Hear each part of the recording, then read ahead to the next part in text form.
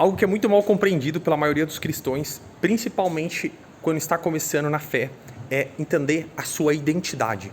Eu acho que a grande maioria das pessoas acabam caindo na fé, acabam se perdendo, porque assim como eu, outra hora não sabiam entender a forma correta do que significa identidade. Veja, identidade é um conjunto de crenças e costumes, é um conjunto de valores, princípios que você acumula ao longo da sua vida. Todo esse conjunto, esse aglomerado cultural, histórico, experiências que você vive forma a tua identidade. E da mesma forma, nós vivemos com uma identidade diferente quem é cristão. Quem é cristão não tem identidade do mundo, a identidade de uma cultura, de um país, mas tem uma identidade de um reino. O cristão, ele faz parte de um reino. E por que eu digo isso? Porque o reino possui valores da nobreza. Está escrito na Bíblia que nós seríamos uma geração de reis e sacerdotes. Da mesma forma, Jesus pregou sobre a vinda do reino de Deus. E o reino de Deus não é lá nas nuvens. O reino de Deus, ele se manifesta aqui, ele começa aqui. E precisa se entender que o espaço que você está, a cultura que você está, o ambiente que você está, não determina quem você é. Era sobre isso que Daniel estava falando. Daniel resolveu firmemente não se contaminar, preservando seus valores e crenças em santidade.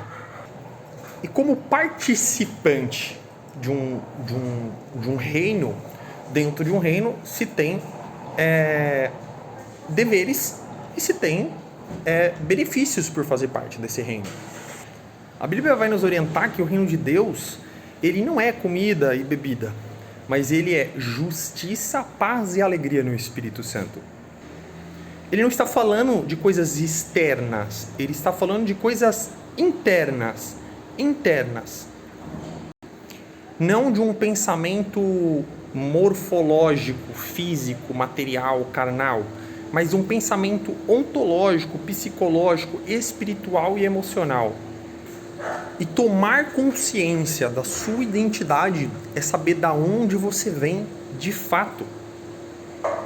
Qual é o reino que você pertence? Qual é a cultura, os costumes, a forma de agir, pensar, se comportar, se relacionar? E entender que você não é o ambiente que você está, você não é as circunstâncias, você não é o problema. É muito comum hoje em dia, até por uma fala de um pregador, que falou isso de forma engraçada, com uma piada, que foi o pastor Cláudio Duarte: o mundo está em crise, mas eu não estou em crise, não faz parte da minha identidade o mundo. Nós somos como estrangeiros em uma terra. Nós estamos aqui na terra, o reino de Deus também existe aqui na terra, mas aqui nós somos como estrangeiros. É como um príncipe e uma princesa que possui autoridade, que faz parte da nobreza, que se veste como nobre, que fala como nobre, que teve toda a formação de uma família nobre, está em uma terra estrangeira. Ele não vai ser um plebeu porque ele é um estrangeiro. Ainda que ali, naquela terra, existem as leis, as regras humanas, você vem de um lugar onde se tem regras, costumes e leis distintas. Uma cultura do reino. E a cultura do reino determina qual reino você faz parte, qual povo você faz parte, qual é a sua origem. É natural que um rei tenha autoridade sobre o seu reino. Dessa forma, o príncipe herdeiro, ao estar debaixo da autoridade do rei, também recebe uma autoridade delegada do rei. Se o filho recebe a autoridade do pai, e ele e o pai são um, nós que somos feitos semelhantemente ao filho, co-herdeiros e herdeiros do mesmo reino, nós também temos a autoridade. Esse é um dos benefícios de fazer parte desse reino. Essa autoridade nos dá poder e reconhecimento. Ainda que o mundo viva de forma material, as pessoas reconhecem que eu faço parte de um reino espiritual.